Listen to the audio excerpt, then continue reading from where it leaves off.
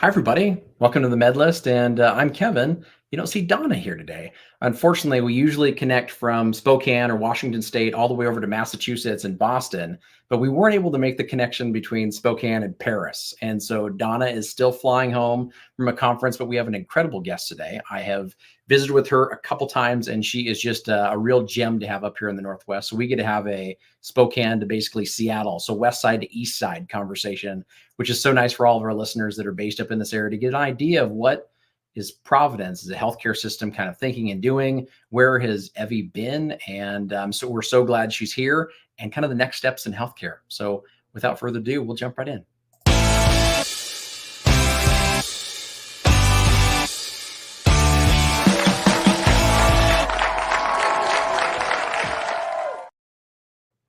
All right. I will bring her up on the stage right now so we can get this rolling. Evie, so good to see you. Yeah, thanks. Thanks for having me. It's good to see you too. Quick intro for Evie so that everybody knows. She practicing clinician for a long period of time, leader of clinicians for a period of time, moved into some administration roles. So she's covered all of those things, but still does, which I think is so important and motivated me to continue doing clinical care. So she really touches on all of those aspects. When it comes to the administration side of things, Evie, please kind of elaborate a little bit on the things that you're doing inside of Providence and what's under your umbrella. Yeah, so Providence is a 7-state, $28 billion nonprofit health system, really large nonprofit health system, and in the Pacific Northwest. And I currently lead the team that oversees virtual care and digital health. So we're kind of like a care transformation engine, I would say. We really do a lot of things to try to help support the system in the care transformation journey. So things like inpatient telemedicine, hospital at home, remote patient monitoring programs. We support the virtual nursing program that's led by our chief nursing officer. And then we also have incubated a digital product called MedPearl that I've been the lead on, that helps with clinical decision support at the point of care for clinicians. That's really the portfolio of work that my team is working on, and it's a very exciting time. It's hard work. It's a lot of change management. It's a lot of rolling up your sleeves and working through workflow redesign, evaluating digital products and solutions to bring into the system and things like that. But it's important work.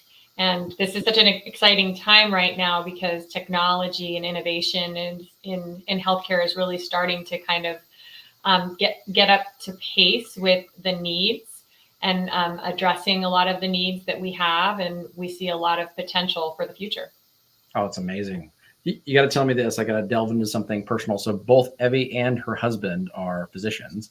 And so you have a physician background, physician family. How did it feel to put on that chief hat inside of an administrative role that wasn't a CMO for you? How was that to make that connection? How was it with colleagues for you to be chief/doctor? Well, I grew up in value-based care. I did my residency at Kaiser Permanente, and I was the chief resident. So chief, I mean, it's not that big of a deal as a term for me, I guess, to some extent, but I've always sort of involved myself in different leadership activities with my peers. Then I was at Common Spirit for 9 years. It wasn't Common Spirit at the time. It was called CHI, Franciscan Health. And I spent 9 years there, both practicing full scope OBGYN, but also taking on, I don't know why my camera is doing this in and out thing. I apologize. I took on various clinical leadership roles and progressed through a process of eventually being a division chief over women's and children's and the urgent cares, and then eventually got recruited to Providence about 7 years ago to be a chief medical officer over one of the medical groups. So a large multi-specialty medical group. So I don't know, my husband, he's always been full clinical practice, never really been that interested in administrative stuff. He's a surgeon, so he just loves being in the OR and doing the. Wow. I will say for us, we have three children. When we were both doing full scope practice, it was really hard to manage that. And so me being able to do more of an administrative role actually provided a little more balance in our lives. Oh, Yeah. wow. What a blessing. No, that's so wonderful. I think that the one reason I asked that for the audience is kind of overall education is two things. One, sometimes the administration for hospital systems and the clinical staff, like don't always see eye to eye. And our conversation between Evie and I today is really about trying to align those things to make sure that a big subject that I'd love to hear more about throughout your career, Evie, of burnout, going from you're in residency, now you're becoming a clinician and practicing and seeing patients all on your own license. How has that kind of morphed and changed over these years when it's come to the pressures that you're seeing on both primary care providers and specialists with patient burden, technology burden, et cetera? Yeah, I mean, I think the burnout was always there. We just didn't talk about it. I actually have memories during residency of like experiencing, I didn't know what it was, right? But experiencing that and not really being able to articulate what it was. You go through, you develop compassion fatigue, or pathologic altruism is another term that they use, where you have to learn how not to get too close to your patients, especially when difficult things are happening to them because they take such a toll and effect on you. But I think the other thing that happened is, we moved to electronic charts, which it was okay for a little while, but it's just become such a significant burden recently. And I think it's because we didn't really think about the impact of what would happen. And we didn't know about the acceleration of technology that would happen. So, for example, when I went to medical school, a patient's chart was in a little, I'm going to move up here a little bit to see if I can get the camera to stop doing that. We moved up, patient's charts were maybe, I don't know, 20 pages in a manila folder, Right. And you could consume the patient's chart. And then we went on the electronic health record for a couple of years. I mean, it was okay. It was consumable. But now when I go into a patient's chart and they've been on their EMR for 10, 15 years, there's just a massive amount of information in there. And we can't consume it. And for me as a specialist, I can just focus on the areas that are specific to my specialty. But for primary care in particular, when they take a patient onto their panel, they feel wholly responsible for that patient. And they feel like they, they have to know everything about their patient, and they want to be responsible for helping them with their clinical care and their decision making and navigating them to where they need to go. And it's too much information for them. So I noticed this when I was the medical group leader, when I was trying to get the primary care clinicians to expand their panels, and they really pushed back really hard on their panel size.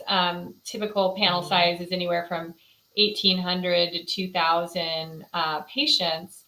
And they were wanting to cap out at, I don't know, 15 or 1,600 and just wanted to close their panels. And I was like, why do you, what's the big deal? Like, just take on some new patients. And what I would hear from them is they're like, every time I have a new patient, I feel like anxiety almost, because I can't learn everything. I can't know the patient. I can't know that what's in their chart.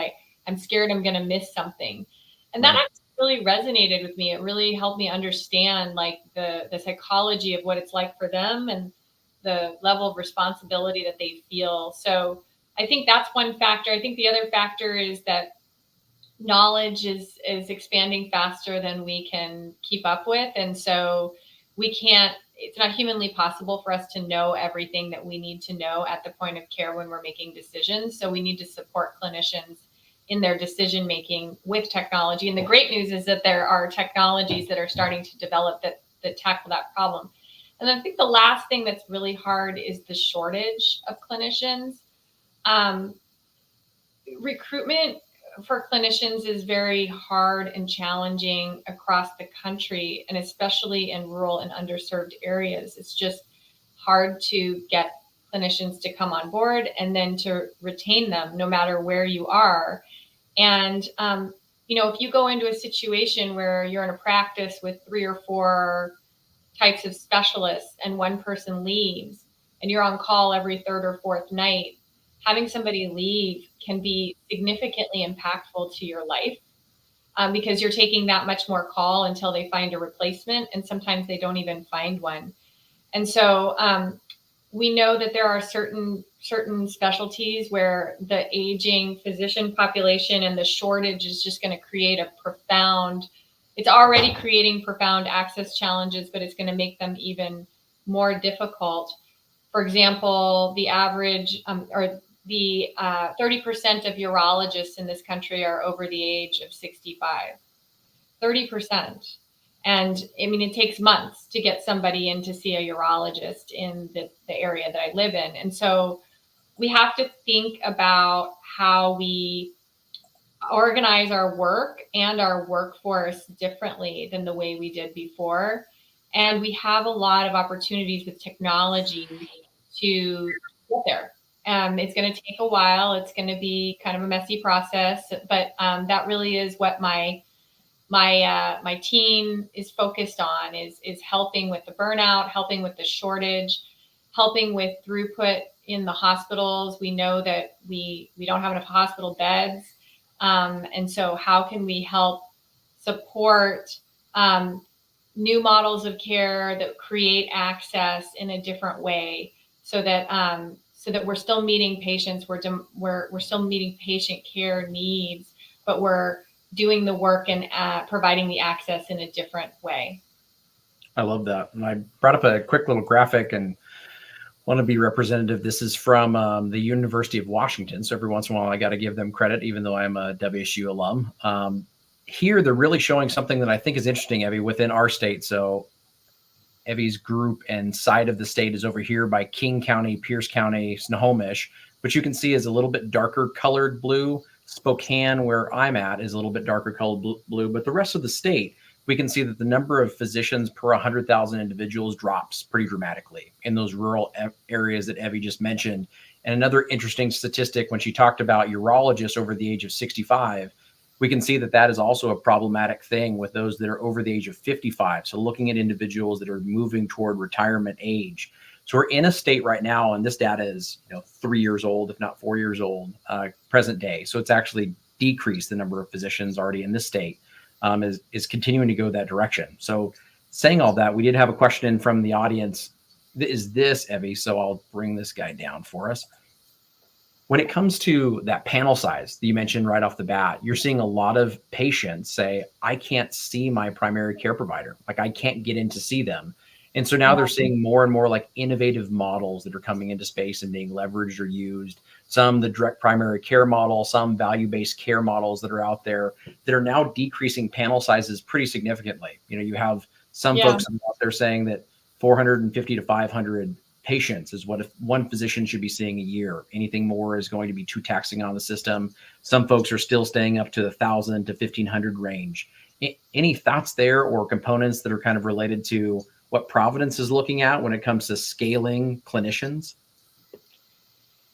Yeah, I mean, the issue that you're discussing about clinicians leading into like a concierge model or a smaller panel is very real. I mean, I have a lot of peers who are doing just that. Yeah.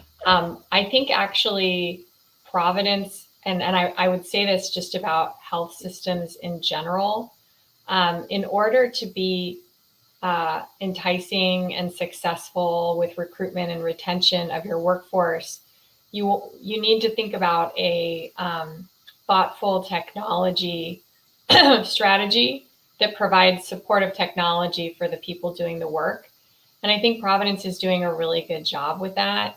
I just actually put a LinkedIn post about this yesterday that, all this stuff is probably going to come together at some point. It's still, disparate things, but we have ambient technology that we're providing to our clinicians. Granted, it hasn't gone to inpatient yet, but it's a start in the ambulatory setting. And I think ambient's going to be where it's at in the office visit. I really I hope we see a day when there's no keyboard in the room, right? That it really is a sacred encounter. But, the fact that we've been on this journey for over 2 years now, trying to bring ambient in and scale it up, like we saw very early on that there was potential, and that that this is a way to unburden our clinicians. We also provide clinical decision support at the point of care. So that's MedPearl, which is the product that I've helped create at Providence, and it helps support. Specifically, it's focused around primary care and frontline clinicians to support them with decision making and next best actions for referrals from primary care to specialty care, and to reduce cognitive burden by surfacing relative context aware patient data points around a specific clinical scenario. So reducing chart digging and reducing cognitive overload. We also have a remote patient monitoring program that we launched about 2 years ago, and we're scaling up. And this is really to unburden the clinicians at the point of care, unburden them from chronic disease management. We know that having a patient come in for a 20-minute visit is not the best way to manage chronic diseases. And we know that we're failing in getting good outcomes and doing it that way.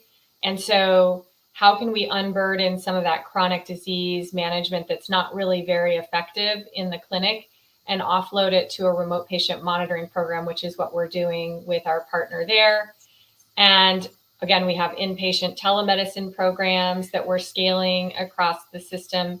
And then we also have some inbox management support. We have a product, it's an internal product called Prov Aria that helps the care teams that are processing all the inbox messages that are coming in, because we are just overwhelmed with the number of inbox messages we're receiving. We're using a technology to help prioritize those messages and put them in a queue so that the people who are processing them can process them more quickly, more effectively. And we've been able to demonstrate a throughput for that. And then on the patient-facing side, we have a chatbot called Grace that's in our digital app that can help with answering simple questions or answering some questions about labs or referrals or navigation that doesn't require a human and doesn't require a message to go into the inbox. So all of these things together are, I think they're strategies, and I'm sure that there's going to be more, but these are things that I think are going to be found to be very attractive for clinicians when they're looking for their job, or if they're thinking, do I want to stay with Providence because all of these things are available to help me get through my day. And I think that that's going to be really important. Yeah, I think you're creating a tech stack and a clinical ecosystem, right, that really allows a physician to hopefully do what you said was sacred, be able to spend time with their individual patients. And of course, we have efforts to optimize the EMR. I don't want to discount the EMR too. We've made a huge investment in our EMR, and we're working very hard to make it work the best it can for us.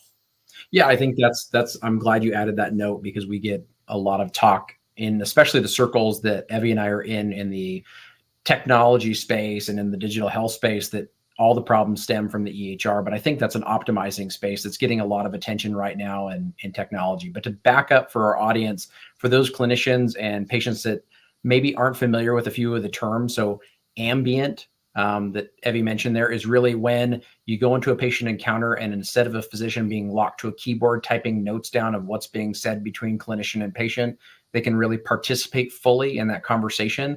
And then the computer basically will listen to that conversation, take notes for the clinician, put it into a format that's necessary for a lot of other things in healthcare, and allow the physician to review it after the meeting is over. She talked about clinical decision support. So interestingly, when we're going in, we're making decisions as clinicians, there can be a number of variables that we need to consider, when we're going in. And sometimes we might not have the level of detail or information necessary to make those decisions based on one specialty or another specialty or the emphasis of an individual. So the clinical decision support engine, which I want Evie to talk about more inside of MedPearl, really allows for kind of a broadening and maybe a strengthening of someone's overall understanding of what kind of clinical picture is presenting to them and what next best steps or actions should be done. She mentioned RPM, remote patient monitoring. And so remote patient monitoring for those out there is usually within a few chronic disease states in particular, but just for a couple examples, someone has congestive heart failure or hypertension. And instead of that 1 20-minute visit, now you can follow an individual every month with multiple check-ins to see how they're doing and progressing to make sure that their treatments and their dietary changes, lifestyle modifications are moving them in the right direction, overall, and keeping them from readmitting into the hospital stays. So just wanted to recap that real quickly on that side. And then Evie did mention a couple things that I'll jump to right before MedPearl. She talked about Grace and she talked about Aria, the inbox situation, Evie, when it came to COVID and the number of people that wanted to have access to their clinicians, I think is really interesting because before I didn't think of, I'm just going to text Evie when I need her, or I'm going to send an email to her. But now, like, I feel like that is a new expectation put upon, clinicians and the entire staff. But can you give a little bit of context to that conversation so that patients listening can understand like that level of burden that it puts on the healthcare system? I mean, I love the access, like that's fantastic. I'm not diminishing that, but can you give a little context on what it really means to a physician to come back and see their mailbox was at 0 and now it's at 100 messages? Yeah. I mean, I think the problem is that our current reimbursement system does not easily, I mean, there's this thing called e-visit, but it's not very easy to bill for it. And so patients want that access. They don't feel like they should have to pay for it. And the clinicians are not compensated for that. And, it used to be we'd get messages, a handful of messages back and forth and we'd answer it. Right. But now it's pretty profound. And we have clinicians who could be spending hours answering messages in their inbox and they're not reimbursed or compensated for that time. And so it is kind of overwhelming for them. And it is great that the patients can have that access, but the way that our work design was set up, where we have like a set number of visits that we're supposed to see in, a day and set numbers of time, then these things were not really built into the work design or the way that the compensation models are set up for the clinicians.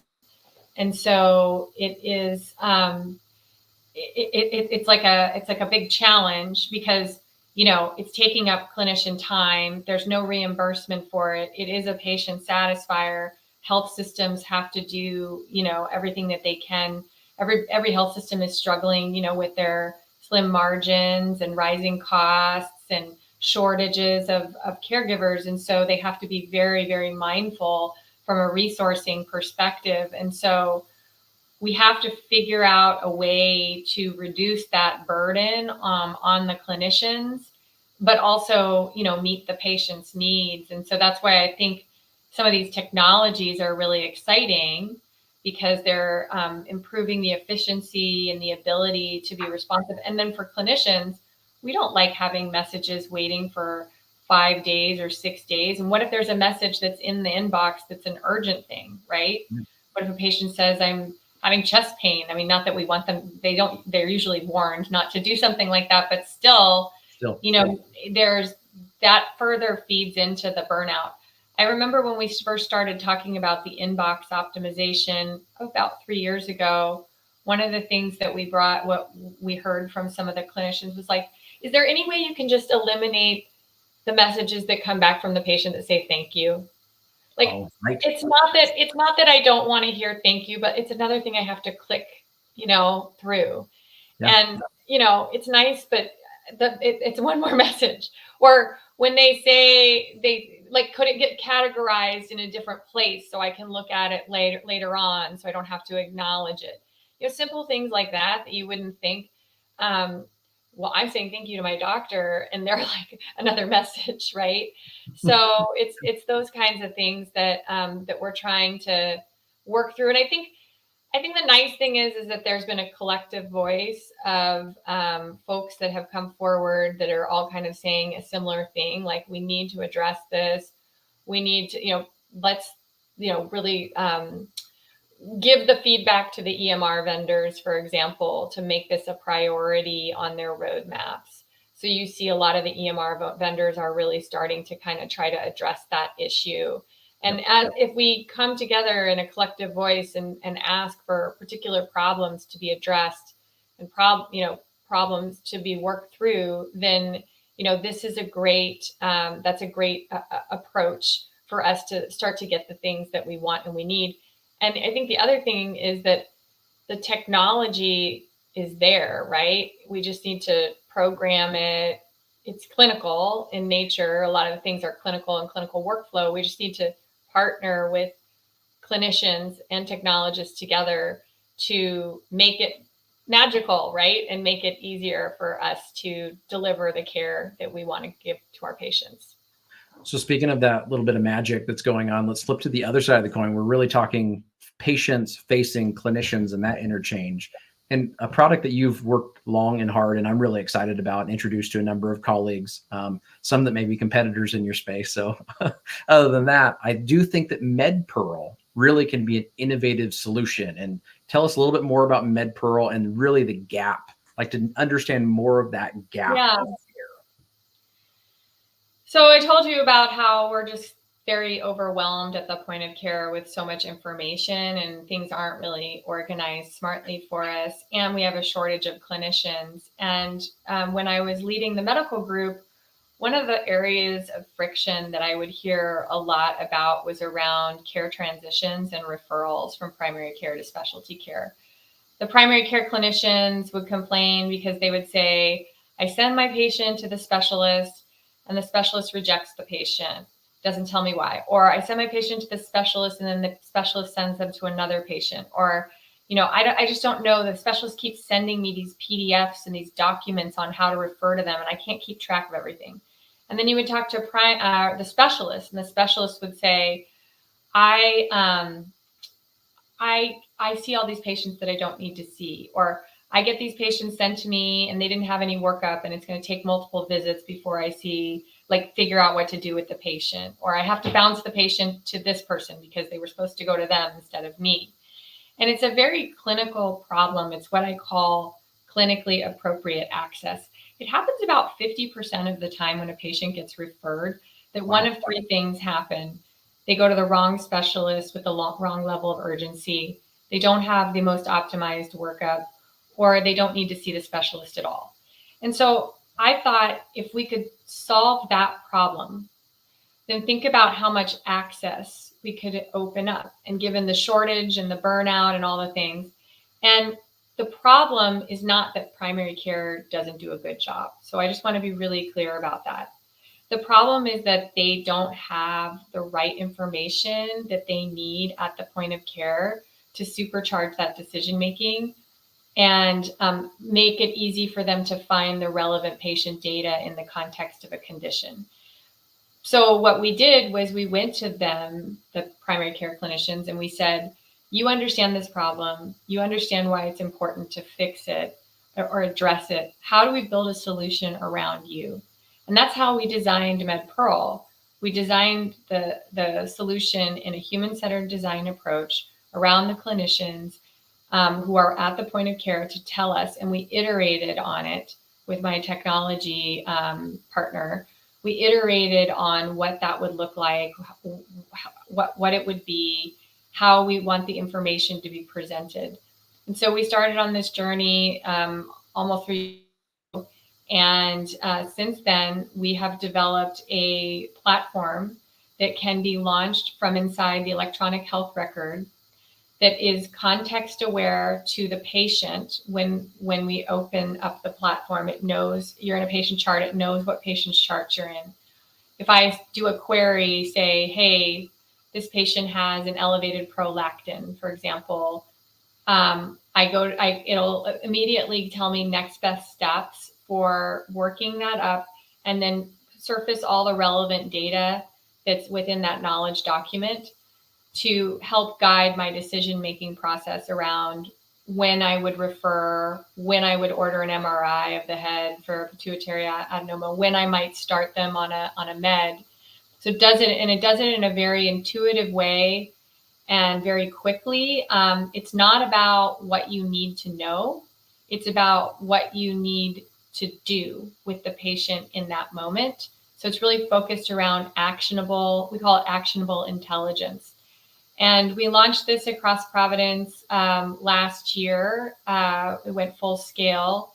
And we're currently in the second year of full scale. We have over 7,000 clinicians that have used it. We have about 3,000 to 4,000 monthly active users, about 25 to 30,000 searches happening monthly at Providence, and really good stickiness with the product. It's all voluntary use, so we're getting really good. User feedback and user adoption just organically. And then the library is pretty comprehensive. It has over 850 guides and algorithms that constitutes about 95% of what a frontline clinician would see every day. So knowing that reliably when they go into the platform that they're going to get the things that they want and they need. And then we're starting to look at commercializing it as well and bringing it out to the world. We didn't design it just for Providence. We designed it for healthcare in general and to make it easier to be a healthcare provider and to ease the burden.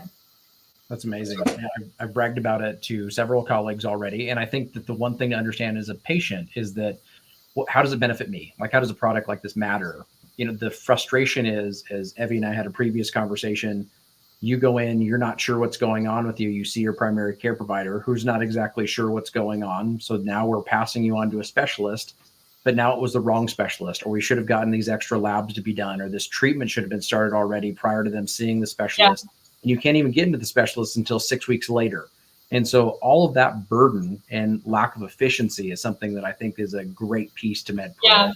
I mean, I can give you a couple examples. Like, for example, 20% of referrals that go to urology are for microscopic hematuria, which is blood that's found in the urine that's not visible. It's only picked up on a urinalysis. Yeah.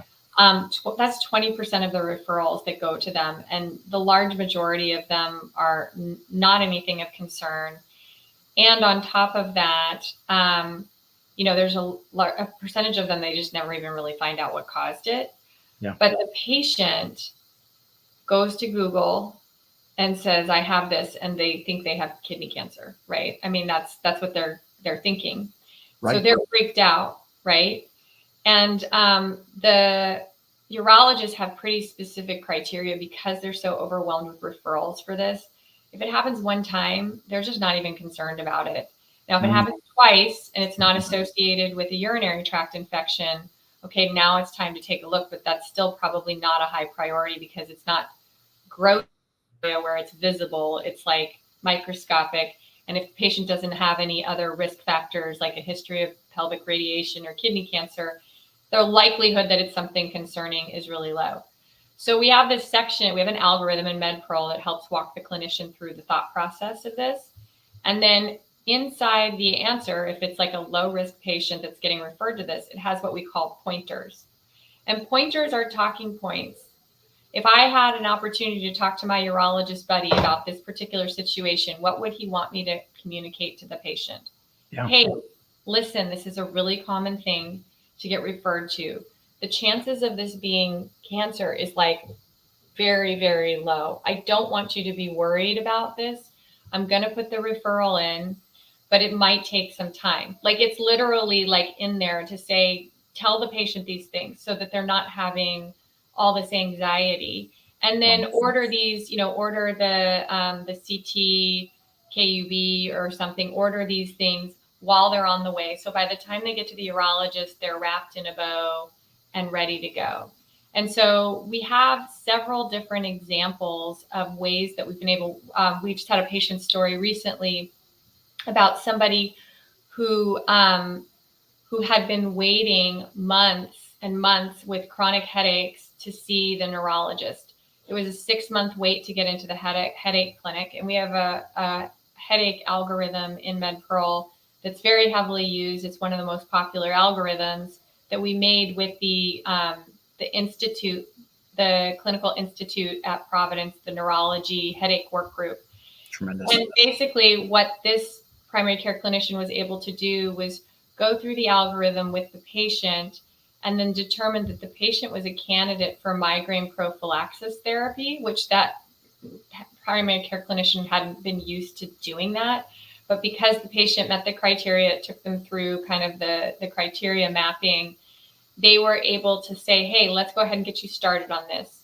I'm still going to get you to the neurologist, but you at least have a data point to show if this is working. By the time you get to the neurologist can then retitrate or change your plan. So it's a good way of creating and mapping standardization and rules of engagement across the clinician community around those care transitions. And those are really important. And they're important, the patients benefit too, because they're going to get better communicated wisdom, is almost like we call it pearls of wisdom, from their frontline colleagues. We had a grant from the Wellbeing Trust, and that is a behavioral health entity that is led by Arpan Wagre. He gave us a grant to help us create a library of micro videos for all types of behavioral health topics. One area that we specifically focused on was for substance use disorder, for withdrawal, or for medication-assisted therapy to help a patient get off. And we know that there's a huge opiate crisis in this country. We know that there's not enough clinicians comfortable with prescribing Suboxone because it was a highly regulated drug. And even though we all had to take a 6-hour course with the DEA, everybody did for their DEA licenses, very few of us say, okay, I'm going to bring this into my clinical practice. Right. Well, we created an algorithm to support this with the micro videos that can be watched with the patient in the room, 1-minute video. Here's how you do your dosing or whatever. And we were able to show a 13% increase in Suboxone prescriptions in our users, wow, showing that we're getting them to change what they're doing at the point of care. We're helping to empower them to do more with their patients. Menopause, that's another one. The Women's Health Initiative in 2000 basically came back with, it was a big study on women who were taking hormone replacement therapy, and came back and said, hormone replacement therapy basically is bad. Take everybody off of hormone replacement therapy and only put it on people who example of why. So we had all these women who were taken off of hormones and suffered a lot. And then we also had an entire generation of primary care clinicians who were not trained to treat menopause. And then the pendulum has swung the other way. And now new data has come out that says, well, it's actually probably okay, as long as you do shared decision-making and you counsel them about the risks, and these are the things that are contraindications, but as long as they're counseled, you can give them hormone replacement therapy pretty safely. But all these doctors that went through their training during that time don't know how to do it. So we built a menopause algorithm to help them have the conversation with the patient, craft a care plan, and give them guidance around prescribing at the point of care. It's one of the most popular topics. I think there's been 4,000 searches on menopause. And I was a big part of building that algorithm. And I have to tell you, me reaching 4,000 patients would take me years, right? Or a couple of years. Right. So I'm able to democratize the expertise and share my expertise now in a totally different way by sharing it through the platform. Yeah, and I think one thing, not only were they not trained, they were discouraged. Discouraged, and now we're changing it. And it's well, how do you get them to change their behavior if you don't provide them with good tools at the point of care to do that? Yeah, exactly. Coming from a trusted source that they can move forward with. So one thing to pivot a little bit, which I think is really interesting and a real blessing of your position, is I've seen you at all kinds of awesome conferences, and I know that you only have a couple things on your plate, but lots of healthcare system leaders out there that you're colleagues with, seeing the things that they're doing, Duke, Stanford, et cetera. You and I have talked about things that CHI, or the Coalition of Health AI, is trying to do in the space. What are you seeing that other healthcare systems are doing that's intriguing or might be on the future roadmap at Providence? Oh, what am I seeing that? Well, I think a lot of people are all in on ambient. So I think that's going to happen. And I have to tell you, I wanted to be really careful not to use up an ambient license if somebody else wanted one, because I'm sensitive to resources, but I got an opportunity to finally get a license recently, and I started using it in clinic, and it's still evolving and developing, and it has opportunities, but I think it's going to be game changing, and I'm super hopeful for the future. I was so excited after my first day using it, so I think that's something that we're going to see more and more of, and there's a couple of really good solutions out there. They all have a little bit of differences in them, but you have to figure out who your partner is going to be, and then bring that in. So I think that's a big one. Inbox management, again, I talked about that in the beginning. I think there's a lot of interesting things happening there. The pre-visit intake. Oh yeah. There's a lot of situations in which, and I had thought about this before, where you ask the same questions over and over and over again, or the MA asks the same questions over and over, the medical assistant asks the same questions over and over again when a patient comes in. And I think that there's a way that you could automate some of that, or have adaptive questionnaires. And there's a lot of solutions out there that are trying to tackle that. So I think we'll see more development. I've seen things like avatars doing the intake all the way to just like a form. But, I just went into a visit for something recently, and I still had to fill out a paper form, and we still have paper forms in some of our clinics. So it's an evolution process, but there are definitely, I think, are some opportunities to automate prior authorization. That's a huge pain point for clinicians. And that's where I think we're going to see really great stuff happening with large language models, being able to really tease through the charts and mine the charts. I've seen a lot of really interesting stuff where they're using large language models coupled with some workflow opportunities to do chart mining, chart abstracting, pulling things out. We have people, workforces in many of our facilities, who are literally, humans are digging through charts and abstracting things for quality reporting, for coding, for documentation integrity. And so the more we can augment them so that they can actually do their work faster, I think that is going to be some of where we're going to see the innovation. And then, when it comes to virtual care, we, like I said, there's a virtual nursing program that launched at Providence that my team helps with the implementations on. And that particular program is going quite well. And it's helping with nursing mentorship. It's helping with turnover. It's helping with burnout. The metrics that they're seeing are phenomenal for that program. And I do believe that, being able to beam in different types of caregivers to help speed up discharge processes, to help speed up medication reconciliations, education, all of those things, to help unburden some of the administrative tasks from the boots on the ground workforce.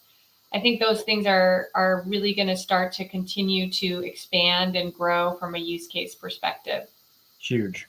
I think the other one that you and I might have talked about, maybe we haven't yet, but is discharge summaries. So patient discharge summaries is a really interesting space that Evie mentioned. LLMs, or large language models, being able to extract some data and then change the language. So now it's very patient facing, patient friendly, the way that it's kind of distributed across. So instead of looking at medical jargon as you're being discharged from a facility, you have something that's very understandable, easy to move forward with and follow for those step-by-step instructions after you're discharged and hopefully successfully transitioning to home.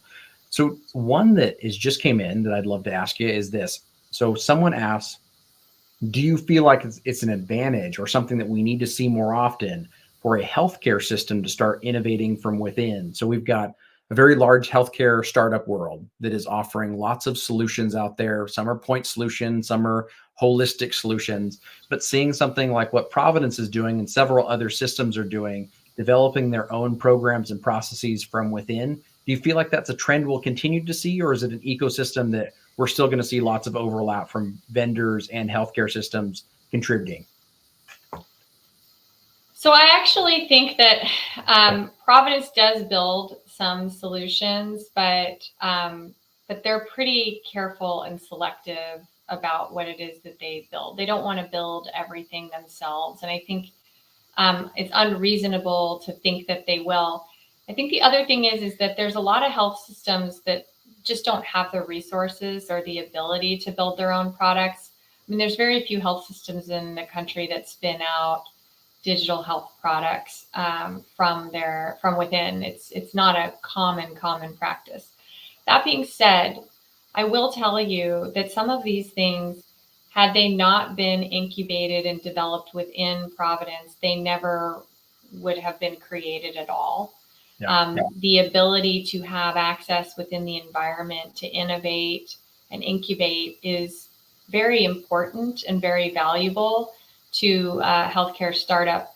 So I think what we're seeing now is actually a little bit different. And this is what, if I was predicting kind of what might happen, is you're starting to see some of these incubators or innovation centers that are going to partner together with health systems and co-innovate and co-create. I think the other thing you're going to see some health systems working together to co-create some things. So it might be this health system over here has this capability, this health system over here has this capability. Maybe we work together with a venture lab or something, and then we create something together. So I think what we're going to see is more collaboration across the industry. And I think that's good because, you know, not every health system has millions of dollars or however much it is to be able to invest in, you know, spinning something up or building something out.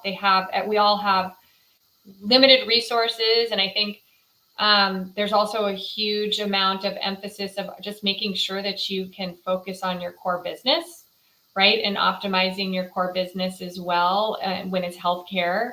And so but then you also have to innovate and transform at the same time. So being able to collaborate with the right partners to be able to do that in a meaningful way, I think is what we're going to see. If I had known how hard it would be to build a product from idea to where we are today, I mean, I don't know if I didn't know what I was getting when we began on this journey, but I will tell you that I think what makes me happy and what brings me to joy at work every day is hearing from my peers and my colleagues how much it's helping them, right? Hearing the patient's stories about how it's helping them. And then, you know, we're in the process of now saying, okay, this is a great, wonderful thing that we've built. How do we make it a commercially viable business, right? And there's a process involved in that. And it's quite intricate, it's quite detailed, and there are a lot of steps because you can bring something beautiful and amazing to the world that brings people joy, but you also have to make it sustainable and people have to want to buy it. The economics, they do matter. The last question I had for you, Evie, is along these lines. So the show is called The Med List. We talk about everything around medicine and healthcare, but the med list side of things, you and I had a conversation a little ways back about deprescribing and prescribing cascades. Some of the issues that we mentioned with MedPearl were really related to how do we exchange information between one specialty and another. An unfortunate thing happens in reverse, that we end up having a specialist prescribe something, and then the primary care provider doesn't know what to do with it, doesn't really want to touch it. and then it ends up overburdening a patient's individual med list, cause side effects, causes some other issues that are related to having too many cooks in the kitchen, so to speak. We have lots of folks that are helping an individual patient, but no one kind of pulling everything together. Have you looked at some things, Evie, inside of that space? Have you heard that concern from your clinician colleagues? Any hot takes on that issue? Yeah, I mean, I think you and I talked about it, and you know, they have these collaborative drug treatment agreements, right? That we can help basically support pharmacists to do some of the prescribing on our behalf. And currently, there's a smattering of them in different stages and phases, but a lot of the times that agreement lives wholly on like a PDF document or something like that. It's not really hardwired, like the handshake agreement that happens and the pathway being followed. It does require, if it's just off of a PDF, it requires a lot of training and education and support, and it's hard to scale it. And so one of the things that we're thinking about with MedPearl in particular is like, is there a way that we can accelerate that? Is there a way that we can expand use cases using technology for that handshake and for that support for collaborative drug treatment agreements? Again, not every state has them, but in the states that they do and they allow for it, they just haven't scaled as much because of the challenges that I share around being able to track the compliance and the governance of following those pathways.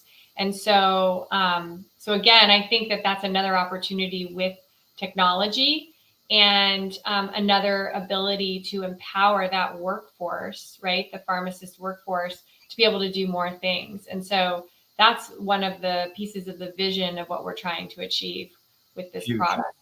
No, beautiful. And thank you so much for that championing effort. That always means a lot, I think, to see more collaborative clinicians and when we're all trying to make our patients better. So with that, I know that you wanted to leave us with a message of hope.